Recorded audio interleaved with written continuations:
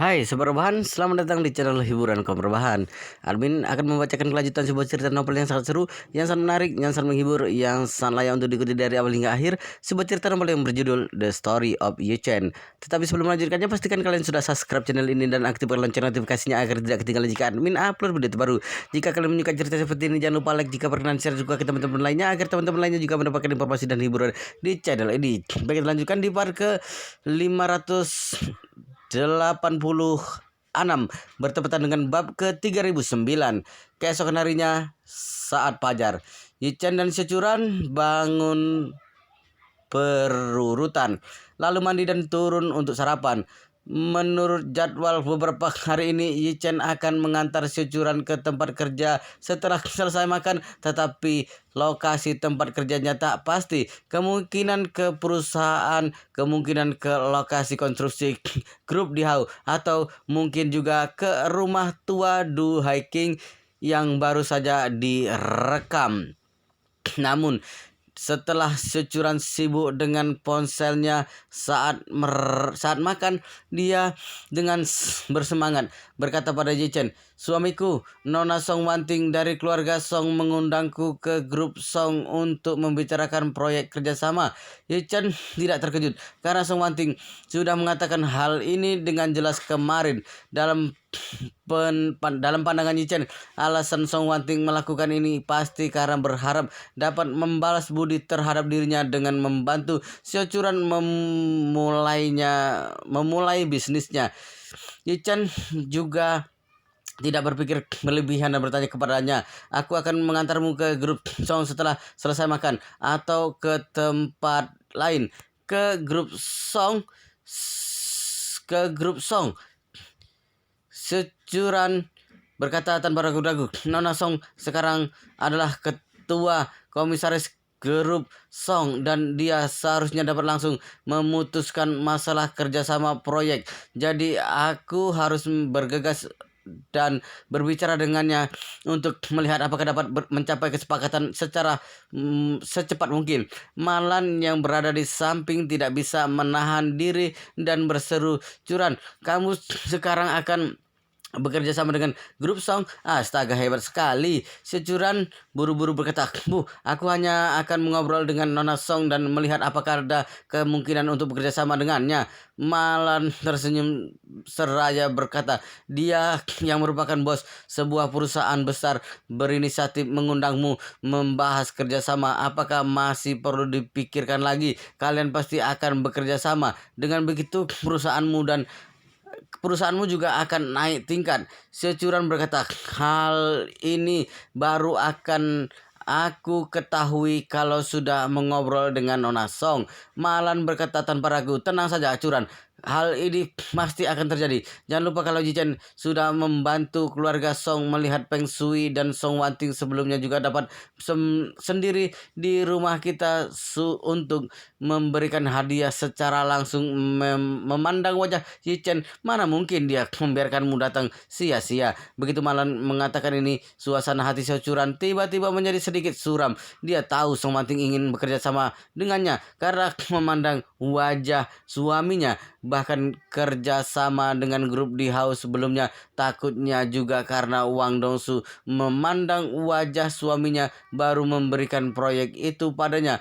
Hal ini membuat semangat wirausahanya sedikit terpukul. Yichen melihat ada yang salah dengan Securan, lalu tersenyum dan menghiburnya. "Istriku, sebenarnya banyak bisnis baru bisa diperoleh dengan bantuan orang lain, namun bisa melakukan bisnis dengan baik atau tidak dan membuat pihak lain puas masih harus mengandalkan kekuatan diri sendiri. Aku percaya dalam hal ini kemampuan istriku adalah yang terbaik." Securan tersenyum penuh terima kasih dan berkata dengan serius, "Terima kasih suamiku." Setelah selesai makan, Yichen mengantar Securan ke grup Song. Sementara dirinya karena sudah membuat janji dengan Su Jiyu dan He Ji Q untuk mengadakan pertemuan di grup di Hau, Yichen pergi sendiri ke grup di Hau. Securan menerima Securan menerima sambutan yang sangat tinggi di grup Song. Dia baru saja menyebutkan namanya di bagian resepsionis. Song Wanting sudah menerima kabar kedatangannya dan turun ke bawah untuk menyambutnya secara langsung. Hal ini membuat Securan sedikit tersanjung. Song Wanting mempersilahkan Securan ke ruang kantornya dan langsung berbicara ke pokok permasalahannya. Dia mengeluarkan perencanaan untuk beberapa proyek konstruksi grup Song dan berkata pada Securan, "Nyonya Yi, beberapa proyek ini semuanya sedang dalam persiapan dan akan segera dimulai. Skema desain terhadap sipil sudah kelar, tapi rencana desain interior terhadap tahap lanjut masih dalam penawaran. Jika Nyonya berminat, beberapa proyek ini dapat diserahkan kepada perusahaan Anda." Securan sampai tidak bisa berkata-kata karena terkejut. Total investasi dalam proyek yang dikeluarkan Song Wanting melebihi 15 miliar. Menurut standar industri konstruksi, biaya desainer dan dari keseluruhan desainer arsitektur umumnya memiliki kontribusi sekitar 3% dari total biaya proyek, sedangkan biaya desain dekorasi interior umumnya memiliki kontribusi sekitar 1,5% dari total biaya proyek. Jika mengikuti rasio ini, biaya desain beberapa proyek ini saja akan lebih dari 200 juta yuan. Jika konstruksi juga bisa didapatkan, keuntungan yang didapatkan akan lebih dari 2 kali lipat. Namun Securan tahu betul di dalam hatinya berdasarkan kekuatan dan kemampuannya saat ini, dia sama sekali tidak mungkin bekerja sama dengan grup Song dalam proyek dengan total investasi puluhan miliar. Kekuatan perusahaannya saat ini masih jauh dari skala perusahaan desain besar. Ditambah lagi di tangannya sekarang juga ada proyek di grup Dihau, sehingga tenaga yang dibagi lebih terbatas. Securan memperkirakan dirinya paling banyak hanya dapat memakan 1/5 dari puluhan miliar proyek yang dikeluarkan Song Wanting. Meskipun begitu, 1/5 bagian juga tetap sangat besar. Biaya desain sendiri saja hampir lebih dari 40 juta yuan. Saat Securan masih sedang bersemangat, Song Wanting yang duduk di seberangnya sedang berpikir bagaimana membawa topik pembicaraan kepada Yi Chen. Juga tidak membuat Securan merasa curiga dan mempertanyakan mengapa dirinya bertanya seperti itu. Jadi dia bertanya kepada Securan, Nyonya Yi, melihat proyek-proyek grup Song ini, apakah perusahaanmu bisa bekerja sama?" Securan berkata dengan serius, "Nona Song, perusahaan kami bisa melakukan semua proyek ini. Hanya saja aku memiliki sedikit ketidakyakinan apakah semua proyek Anda ini akan dimulai pada waktu bersamaan." Song Wanting menjelaskan proyek-proyek ini pada dasarnya sudah dipersiapkan dan diluncurkan satu persatu, tapi dengan begitu banyak proyek ingin mengatakan waktu konstruksinya setiap proyek secara spesifik, maka waktunya bisa diperpanjang sampai kurang lebih dari 1 tahun. Dengan begini, Nyonya Yi juga akan lebih leluasa mengatur waktu dan energi Anda. Kalau semua proyek ini dimulai dalam waktu berdekatan, takutnya Anda akan sangat sibuk. Securan awalnya khawatir perusahaannya tidak akan memiliki cukup tenaga dan energi untuk memakan begitu banyak proyek sekaligus. Tapi jika berdasarkan ucapan Nona Song, proyek ini baru akan diluncurkan dalam waktu 6 bulan sampai 1 tahun, maka dirinya dapat memiliki cukup waktu untuk menyiapkan semuanya. Dengan cara ini bukan tidak mungkin bagi dirinya mengambil semua atau setengah dari proyek ini. Jadi dia bertanya lagi pada Song Wanting, "Nona Song, apakah Anda ingin bekerja sama dengan kami dalam semua proyek ini?" "Iya," Song Wanting berkata dengan sangat rendah hati. "Selama Nyonya tertarik, semua proyek ini bisa kuserahkan untuk kalian kerjakan. Jika Anda sanggup, Anda boleh mengambil semuanya. Jika tidak sanggup, Anda boleh membaginya ke orang lain, kemudian mengambil sedikit keuntungan dari sana." Securan berkata Securan benar-benar tidak menyangka Song Wanting akan begitu murah hati. Sebelumnya, setiap perusahaan harus saling berebut untuk mendapatkan bagian dari proyek semacam ini, seperti grup Shaw sebelumnya. Demi mendapatkan proyek senilai 30 juta dari grup Di Hao, seluruh keluarga akan mengadakan pertemuan, dan di dalam hati semua orang juga tidak memiliki harapan apapun. Namun Song Wanting malah langsung memberikan bagian yang begitu besar pada Securan. Hal ini membuatnya sedikit terkejut. Bagaimanapun ini bukan lagi kue pemberian dari langit, melainkan berlian dari langit. Jadi Securan bertanya dengan bingung, "Nona Song, hadiah Anda ini terlalu berat. Aku harus benar-benar malu." Song Wanting tersenyum seraya berkata, "Nona Yi, tolong jangan begitu sopan padaku. Master Yi sudah berkali-kali membantu keluarga kami, juga sudah menyelamatkan nyawaku. Aku dan kakek beruntung berhutang budi banyak sekali padanya. Jadi jika Nyonya Yi merasa proyek-proyek ini tidak ada masalah, aku bisa menyerahkan semua proyek ini kepada Anda." Securan bertanya dengan heran, "Nona Song, Anda bilang suamiku pernah menyelamatkan hidupmu. Aku tidak pernah mendengar dia mengatakan hal ini." Song Wanting menjelaskan, "Saat itu aku mendengar seorang penipu yang datang dari Hong Kong secara tidak sengaja mengubah Feng Shui keluargaku menjadi formasi naga dan hampir membuat keluargaku mengalami masalah besar. Berkat saran dari Master Yi, barulah keluargaku selamat dari bahaya." Song Wanting lalu menceritakan kisah tentang bagaimana dia ditipu oleh Master Lai palsu yang berasal dari Hong Kong karena nasib buruk. Lalu si marga Lai itu dibongkar kedoknya oleh Yi Chen. Kemudian Yi Chen membantu dirinya memecahkan formasi naga. Song Wanting menceritakan apa yang sebenarnya terjadi pada Securan. Securan tercengang saat mendengarnya. Dia awalnya mengira kemampuan Feng Shui yang dimiliki suaminya hanya untuk menipu orang. Namun sekarang mendengar cerita Song Wanting, dia menyadari kemampuan Yi Chen sama sekali bukan mengada-ada, tapi sebenarnya memiliki efek. Oleh karena itu, Securan menghela napas dan berkata, "Dulu aku sangat khawatir saat suamiku melihat Feng Shui hanya sebuah ilmu menipu. Aku takut orang-orang itu akan datang mencarinya untuk membalas dendam. Sekarang setelah mendengar ucapan Anda, aku sudah bisa tenang." Song Wanting tersenyum dan berkata dengan sangat serius,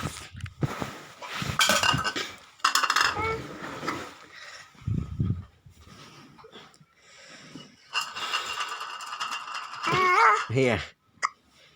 Song Wanting tersenyum dan berkata dengan sangat serius, "Master Yi sangat berbeda dari para penipu itu. Ilmu yang dimiliki Master Yi asli, dan karena hal inilah semua orang sangat menghormatinya." Mata Song Wanting bersinar cerah membicarakan hal ini, dan dia berkata sambil tersenyum, "Oh iya Nyonya Yi, aku selalu penasaran dengan masa lalu dan dari mana Master Yi mendapatkan ilmu di usia yang begitu muda? Dari mana dia mendapatkan banyak kemampuan yang begitu hebat?" Securan menjawab dengan serius, "Sejujurnya, sejauh yang aku ketahui, suamiku sama sekali tidak memiliki guru. Dia juga sudah kehilangan orang tuanya sejak kecil dan menjadi yatim piatu. Dia dibesarkan di Institut Kesejahteraan Jingling sejak anak-anak. Aku kira panti asuhan juga tidak mungkin mengajarkan hal ini padanya. Jadi aku juga tidak tahu dari mana dia mempelajari keterampilan ini." Song Wanting segera mengikuti arus dan bertanya, "Nyonya Yi, Anda bilang Master Yi sudah kehilangan orang tuanya sejak kecil.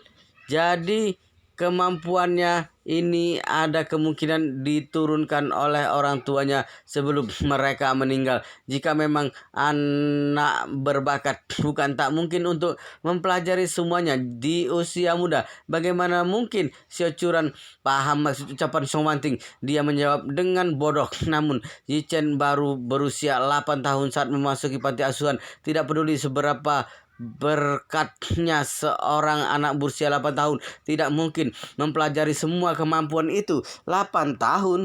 Song Wanting terkejut.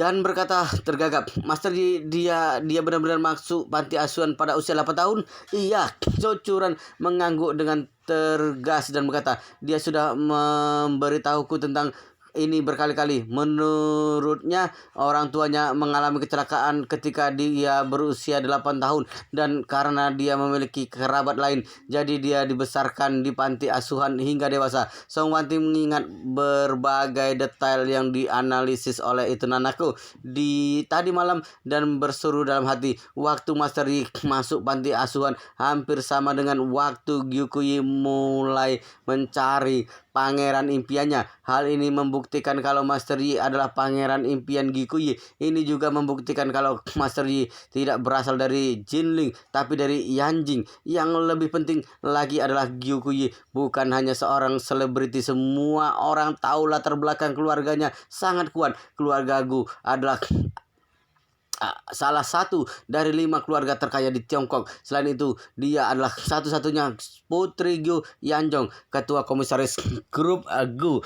Master Yi bisa memiliki janji pernikahan dengan wanita cantik dan kaya seperti Gyukuyi sejak kecil, membuktikan kalau Master Yi juga berasal dari keluarga terhormat. Lagi pula di dalam negeri ini tidak banyak keluarga besar yang dapat menandingi keluarga Gu, dan di daerah Yanjing juga semakin sedikit lagi.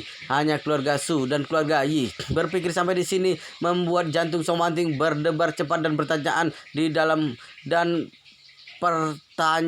dalam hatinya perlahan-lahan memperoleh titik terang. Keluarga Yi, Master Yi, jangan-jangan. Yang membuat Song Wanting menyadari situasinya tidak benar adalah setelah semua petunjuk menjadi jelas dan secara kebetulan cocok dengan Yi Chen, mana marga Yi seperti petunjuk terakhir untuk memecahkan misteri ini dan membuat dirinya tidak lagi memiliki keraguan terhadap tebakannya. Song Wanting berpikir dalam hati, jadi sepertinya Master Yi sudah pasti adalah tuan muda dari keluarga Yi yang ada di Yanjing. Apalagi saat itu hubungan antara keluarga Yi dan keluarga Gu sangat baik sehingga memutuskan untuk menunangkan kedua anak mereka saat masih kecil. Hanya saja di antara waktu ini terjadi sesuatu pada Master Yi sehingga terdampar di Jinling dan menjadi yatim piatu. Song Wanting memiliki perasaan campur aduk di dalam hatinya memikirkan hal ini. Dulu dia merasa Yi Chen berasal dari keluarga berstatus rendah, tapi bisa merubah nasib dengan kemampuannya sendiri dan karena hal ini dia di dalam hati selalu merasa dirinya tidak kalah dari Yi Chen dalam bidang apapun. Setidaknya status keluarganya lebih baik dari Yi Chen dan status sosial yang dimilikinya juga lebih tinggi dari Yi Chen.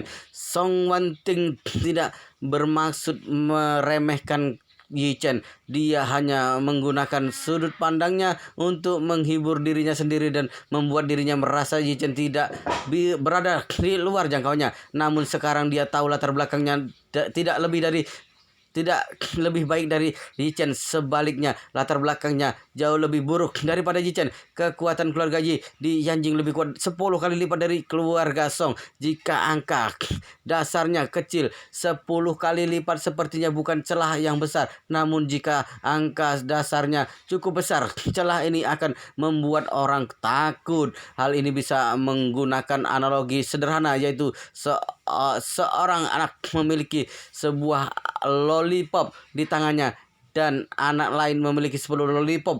Perbedaan 10 kali lipat ini bukan masalah besar. Orang tua hanya perlu mengeluarkan sedikit uang sudah dapat membantu anaknya mengejar ketinggalan. Namun jika keluargamu memiliki sebuah rumah di area lokal dan orang lain memiliki 10 rumah di area yang sama, kesenjangan ini sangat besar dan kebanyakan tidak ada yang dapat mengejarnya. Apalagi jika kesenjangan yang dimaksud adalah saat ratusan miliar dan dengan triliunan aset, sungguh berbeda jauh.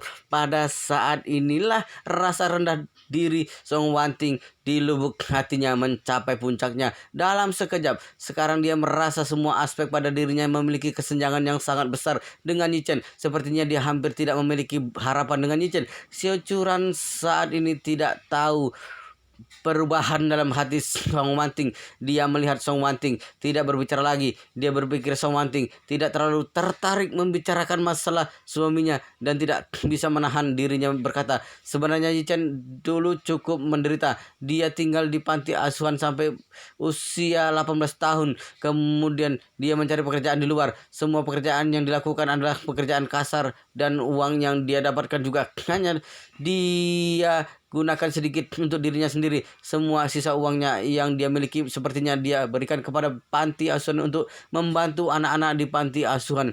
Song Wanting mengangguk ringan dan tanpa sadar menghela nafas. Sejujurnya aku sangat mengagumi Master Yi. Dengan latar belakang yang demikian, dia dapat menanggung begitu banyak penderitaan tanpa mengatakan apapun. Song Wanting langsung menyesali ucapannya begitu mengatakan itu. Dia bisa melihat kalau securan sesungguhnya tidak tahu identitas asli Yi Chen. Jadi dia takut penyesalannya barusan akan membuat securan menyadari sesuatu. Tapi securan sama sekali tidak memikirkannya. Dia berpikir Song Wanting tidak bisa berkata-kata dan buru-buru membalas. Sebenarnya alasan mengapa Yi Chen begitu menderita karena latar belakang keluarganya yang begitu buruk dan sudah kehilangan orang tua sejak kecil. Jika dia bisa seperti orang lain memiliki keluarga yang lengkap, mungkin kehidupannya sekarang akan lebih baik. Song Wanting baru sadar securan tidak menyadari kesalahannya dan dengan cepat mengangguk setuju. Nyonya Yi benar, aku yang sudah salah bicara. Setelah itu Song Wanting buru-buru mengambil dokumen, memilih 3 rencana proyek, menyerahkan pada securan dan berkata sambil sembari tersenyum, Nyonya Yi, Anda bisa membawa pulang dan lihat dulu ketiga proyek ini. Ini adalah proyek yang sedang kita persiapkan untuk memulai konstruksi lebih dahulu. Jika pihak Anda tidak ada masalah, kita bisa menandatangani perjanjian kerjasama terlebih dahulu. Securan mengangguk dan berkata, baiklah Nona Song, aku akan membawa kembali bahan-bahan ini dan membacanya dengan seksama, kemudian membuat rencana yang layak, baru kita berkomunikasi lagi. Tidak masalah. Song Wanting mengeluarkan kartu namanya, menyerahkan kepada securan dan berkata, Nyonya Yi, ini kartu namaku. Anda bisa menghubungiku kapan saja jika ada waktu. Baik. Securan buru-buru berdiri dan berkata, kalau begitu aku tidak akan mengganggu Nona Song lagi. Jika kami ada pertanyaan, kami akan langsung menelpon Anda. Oke. Song Wanting terlebih dahulu mengeluarkan tangan pada securan dan berkata, senang bekerja sama dengan Anda. Securan mengangguk, senang bekerja sama dengan Anda. Song Wanting juga berdiri dan berkata sambil tersenyum, ayo, aku akan antarkan Anda keluar. Song Wanting mengantar securan keluar dari ruangan. Setelah berpamitan, dia segera kembali ke ruangannya, mengeluarkan ponsel dan menelpon itu Nanaku.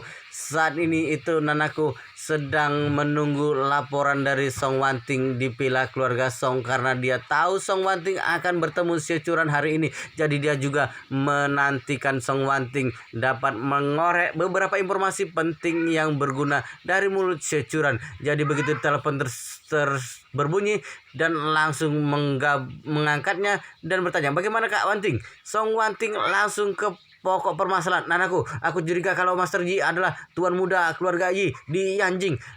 Lalu Song Wanting mengulangi percakapannya lalu dengan berusaha dengan securan pada itu Nanaku. Lalu Song Wanting mengulangi percakapan barusan dengan securan pada itu Nanaku. Keluarga Yi di Yanjing, itu Nanaku bagian dari bagaikan disambar petir.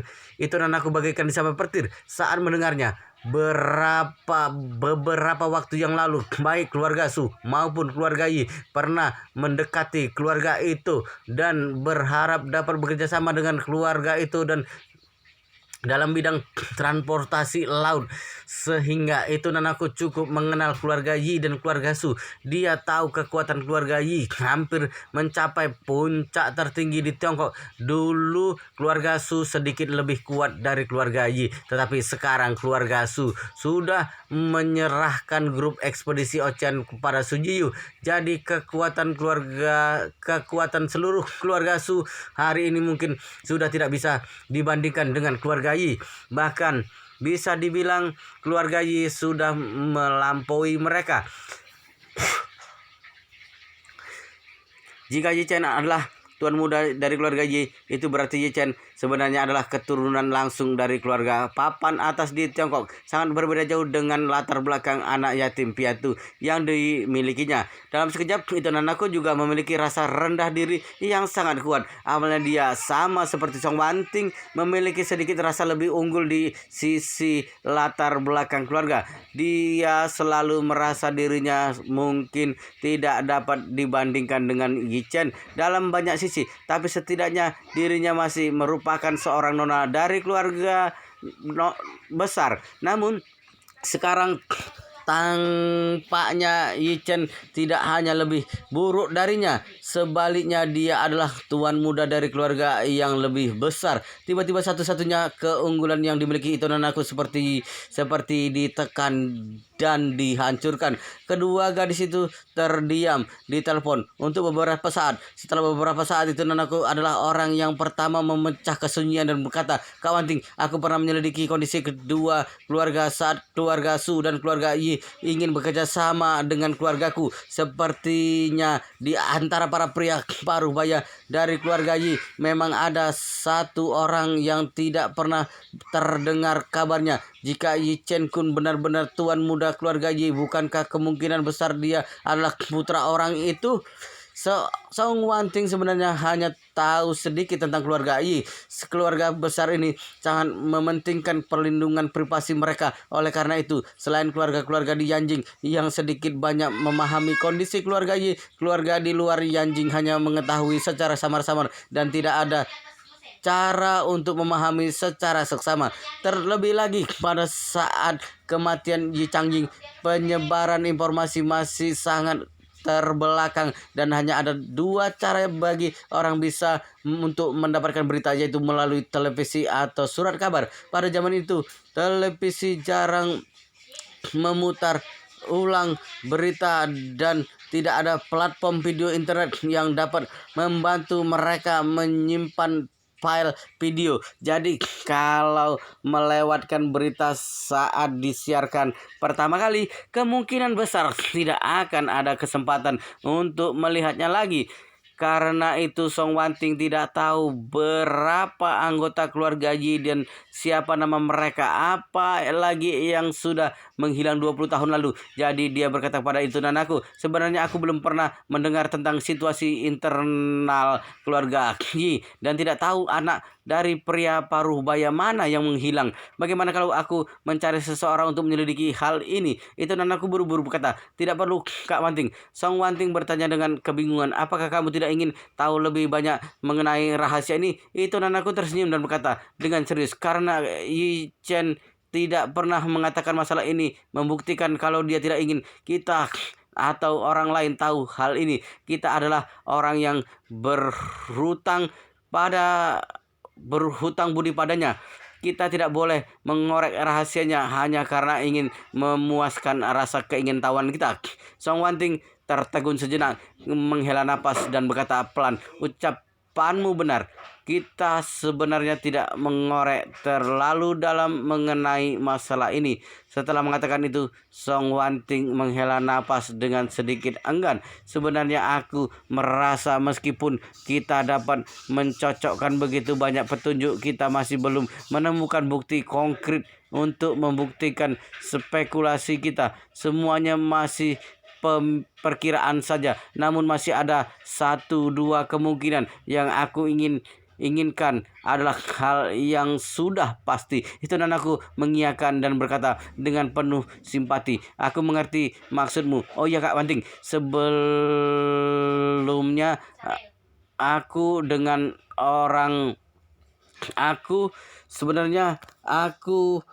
dengar orang bilang kalau keluarga Yi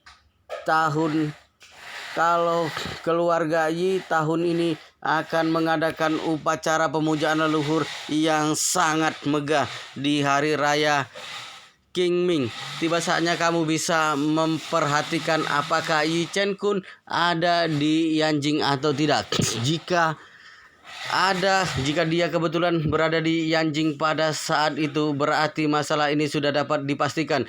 Upacara pemujaan leluhur, Song Wanting bertanya dengan heran, bagaimana kamu bisa tahu? Itu nanaku berkata, orang-orang dari keluarga Yi itu datang menemui ayahku dan membicarakan hal ini. Katanya mereka membeli sebuah gunung demi Peng Shui keluarga mereka dan membangunnya sebagai makam leluhur keluarga Yi. Upacara pemujaan leluhur hanya diadakan setiap 12 tahun sekali, jadi biasanya diadakan sangat megah. Upacara pemujaan leluhur tahun ini akan diadakan di gunung tersebut. Aku mengerti, Song Wanting buru-buru berkata. Kalau begitu aku akan lebih memperhatikan jadwal perjalanan Master Yi dan melihat apakah dia akan meninggalkan Jinling dan pergi ke Yanjing. Upacara pemujaan leluhur keluarga Yi yang diadakan dalam 20 hari membuat banyak orang tertarik. Tidak hanya keluarga Yi yang berdiam